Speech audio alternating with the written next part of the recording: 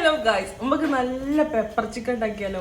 അപ്പോൾ അതിലേക്ക് വേണ്ട സാധനങ്ങളാട്ടോ ഇതൊക്കെ. മല്ലിയും കുരുമുളകും ഏലക്കായും എന്തൊക്കെയോ വേണം. ഒരു പേൻ വെക്കുക, അതിലേക്ക് ഈ സാധനങ്ങളൊക്കെ അങ്ങോട്ട് ഇട്ട് കൊടുക്കുക, വെച്ചാൽ അങ്ങോട്ട് വറുത്തങ്ങോട്ട് മാറ്റി കൊണ്ട് വെക്കുക. പിന്നെ വേറൊരു പേനിലേക്ക് ആ പേനിലേക്ക് തന്നെ ഉള്ളിയും തക്കാളിയും ഒക്കെ കൊണ്ടിട്ട് അങ്ങോട്ട് വാട്ടി തന്നെ വാട്ടുക. പിന്നെ അതിലേക്ക് ഇഞ്ചി വെളുത്തുള്ളി ഒന്നും ഇടാൻ വന്നോണ്ടേ.